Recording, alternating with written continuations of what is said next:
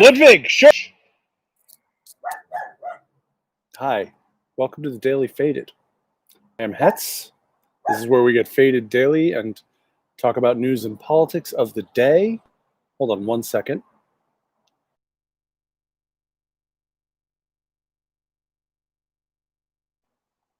Had to yell at Ludwig again.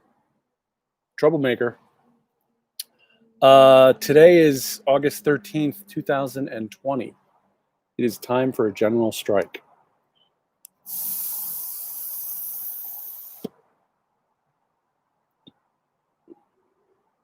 Why a general strike, you ask? Let's just put it this way. I'm always up for a general strike because I think if you can generate the kind of mass solidarity that it requires to have a general strike, then you can really accomplish some goals. You can force the hand of the government, force the hand of the capitalist class. And, you know, we're in a desperate situation here. This country desperately needs a working minimum wage, needs Medicare for all. We need a Green New Deal. God willing, Joe Biden wins the presidency and gives us an opportunity to really organize and push the agenda to the left. Hi, guys. Welcome to the Daily Faded. As usual, I'm going to start off with the COVID numbers. Over 21 million cases now worldwide, 752,562 deaths officially reported. The United States has over 5.4 million confirmed cases, real steady in the low 50s, around 53,000 today. And we have broken 170,000 deaths with 1,206 today. California has broken 600,000 cases with 7,490 cases today, and another really bad day for deaths in California with 171 deaths today, which brings us to 10,981 deaths in California.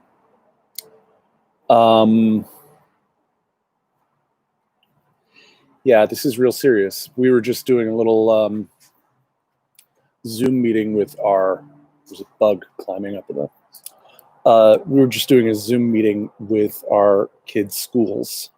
And these are complex times that we live in. This stuff is not going to be easy. I wanted to quote Ben Dixon, who tweeted today, "You all gone fuck around and make AOC shake the foundations of this entire democracy in 60 seconds just because you arrogant scumbags tried to diminish her impact."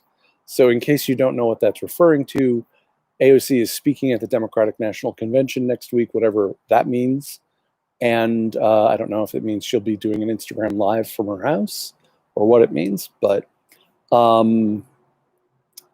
they gave her a whopping 60 seconds speaking time.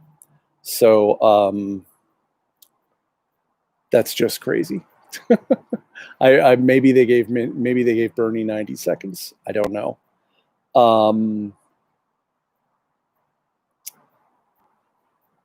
Trump today was asked by HuffPo White House correspondent SV Date if he regretted telling so many lies to the American people over the last 3.5 years. It was a glorious moment where someone really asked a real profound question of Trump in one of these White House press briefings. And Trump looked like a deer in the headlights. He didn't know how to respond to it. And in the end, he just stopped talking and pointed at someone else and said, "Next question," or something like that.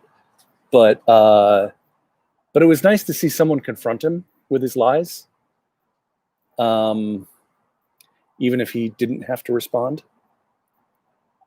Also today in his press conference, Trump vilified Joe Biden over Biden suggesting a national 3-month mask mandate. Trump made it out to sound like Joe Biden was going to have the police in everyone's house making sure they're wearing masks for the rest of eternity. It's just ridiculous. The arguments that Trump is making against Joe Biden are not good arguments. And everybody knows that the mask mandate is the president saying, everyone, time to wear a mask. It's not tyranny. It's not something that's going to be policed. Anyway, Trump also admitted today that he is fucking with the mail and admitted that he's doing it. He doesn't want to give money because he doesn't want universal mail-in balloting. And perhaps the best moment, I couldn't believe this question was asked today. Hold on one second.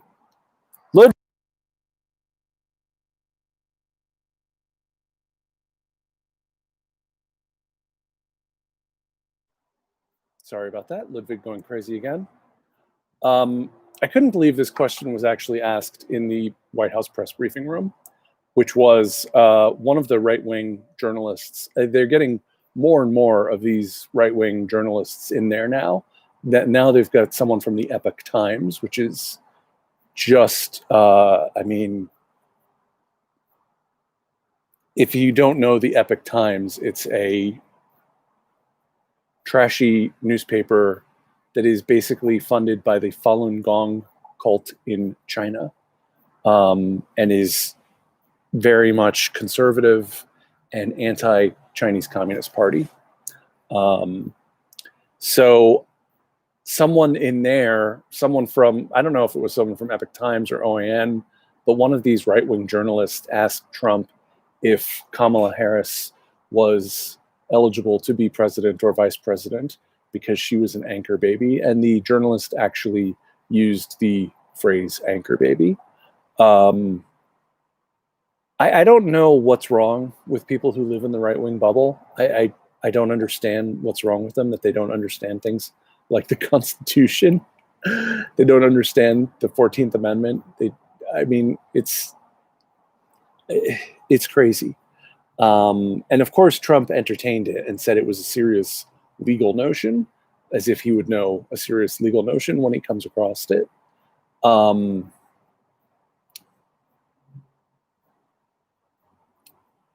Trump also mouthed off about AOC, getting back to AOC. AOC was a poor student. This is not even a smart person, other than she's got a good line of stuff. I mean, she goes out and she yaps. She's got a good line of stuff. I think that he was projecting his feelings for Ivanka onto AOC, because I think that's probably how he thinks of Ivanka. Well, she's got a good line of stuff. You know, it's the kids line, you know, it's fine. It's all good. So reductionist. So she tweeted, "Let's make a deal, Mr. President. You release your college transcript, I'll release mine, and we'll see who was the better student. Loser has to fund the police office." So I was down with that. I like that tweet.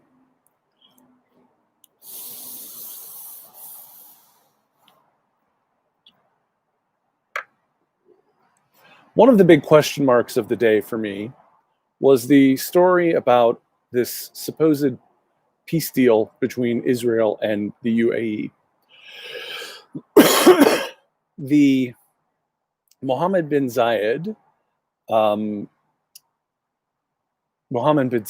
who runs the UAE, is a staunch ally of MBS in Saudi Arabia, and MBZ from UAE is equally guilty of war crimes in Yemen as the House of Saud. They have been in a de facto alliance with Israel for several years now. So even though neither of them have official diplomatic relations with Israel, both of them have been working with Netanyahu's government on a variety of issues. And I know there's a lot of tension among Palestinians over this. I saw some Palestinians on Twitter today very unhappy about this deal, basically feeling that they've been sold down the river by the UAE. And you know, I think this thing is really a charade. What I mean by that is that everyone already knew that Israel and UAE had a relationship. Everyone knew they had a relationship. They just finally made it public. That's what happened. And already the Trump people were out talking about him getting a Nobel Peace Prize for this Israel UAE deal. And, you know, all the deal does is say that they're not going to annex West Bank territories, that they're going to suspend the annexation of West Bank territories. That's it, suspend, not end, not permanently halt. So it's not a good deal from the Palestinian perspective, which basically turns UAE into, you know, just a selfish actor, because they're not really doing anything to further the cause of a Palestinian state, for example, or Palestinian human rights. So don't be too quick to be taken in by the line from the Trump people that this is Nobel Prize worthy. Jared Kushner and Netanyahu and MBZ. Should we trust them? Do we think they're trustworthy people? Personally, I consider them all to be heinous actors on the world stage and not trustworthy people. So there's that.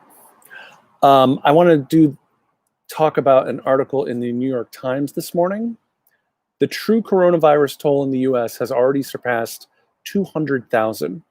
Across the United States, at least 200,000 more people have died than usual since March, according to a New York Times analysis of estimates from the Centers for Disease Control and Prevention.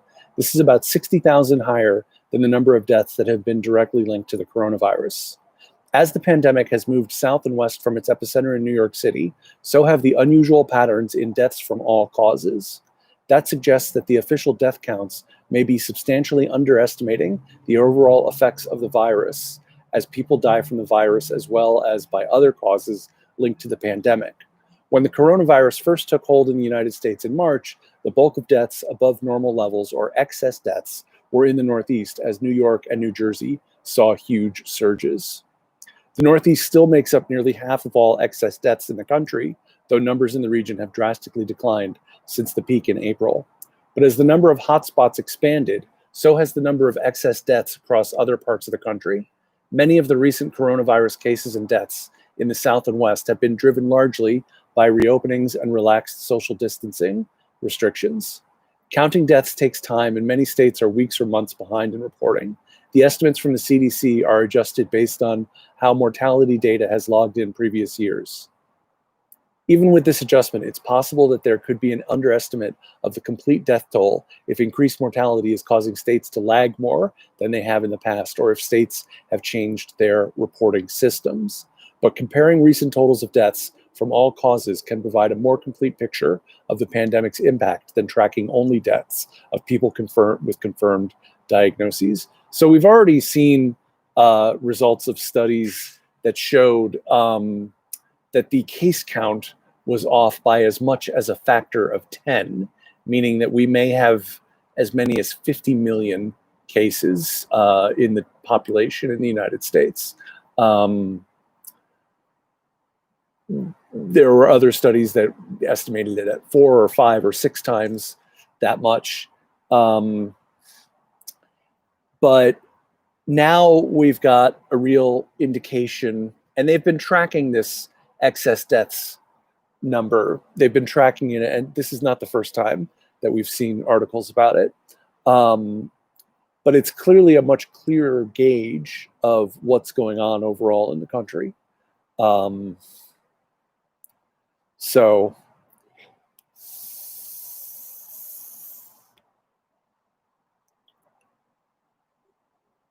this for me would come back to this theme that we've revisited quite a bit, which is that the situation is worse than it appears. The economic devastation is worse and is going to be longer lasting than people are being honest about. The number of permanent jobs lost is in the several million. And permanent job loss is much harder to come back from than furloughs or temporary job loss. So those jobs are gone. And we don't know when life will resume as normal vis-a-vis restaurants and outdoor spaces. So we're in for the long haul, unfortunately. I want to read something from Democracy Now! That I wanted to talk about. This is from their website, even though this is really what Amy Goodman was saying during the show. This is about Bolivia. Protests and blockades have shut down much of Bolivia over the last 11 days.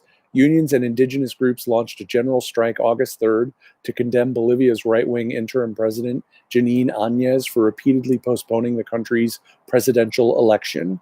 Áñez said the election delays are needed due to the COVID-19 outbreak, but her opponents say she's using the pandemic to strengthen her presidential campaign and to crack down on critics.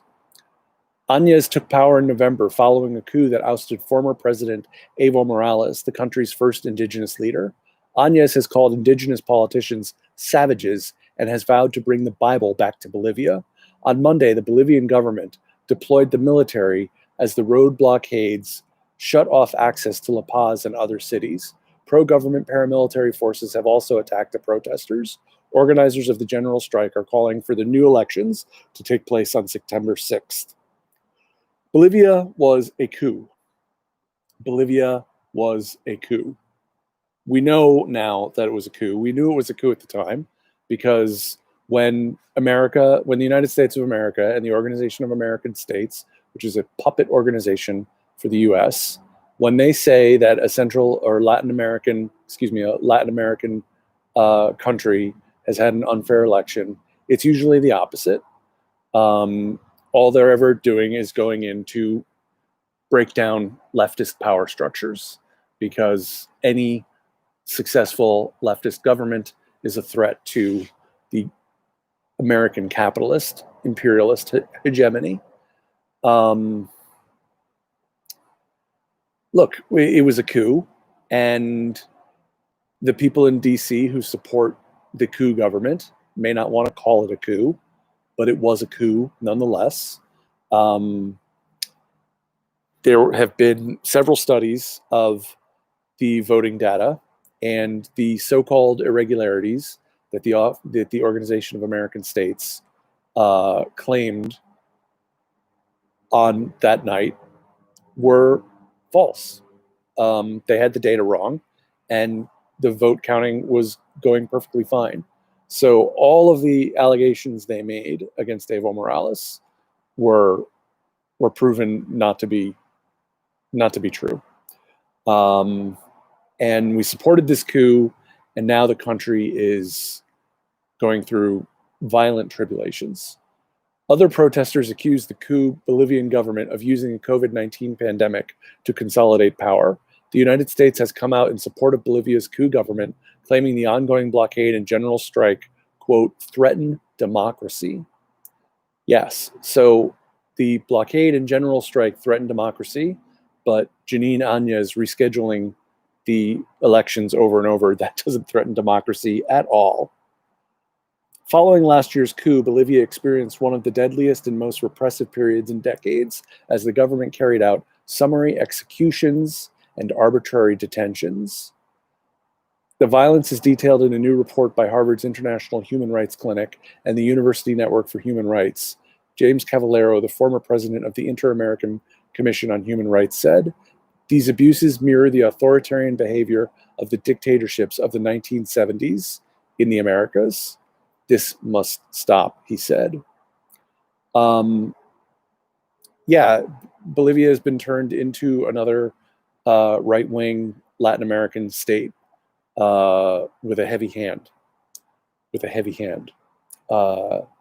So, look, I hope that Bolivia has their elections in September, and I hope they vote Janine Áñez out. But Now I will be concerned that the elections are legitimate. I hope that they are observed by someone other than the OAS. I'm getting eaten alive by mosquitoes, so I'm going to call it early tonight. Thank you guys for tuning in and watching the Daily Faded, and I will see you back here again Monday night, 8 o'clock Pacific, 11 o'clock Eastern. Peace out.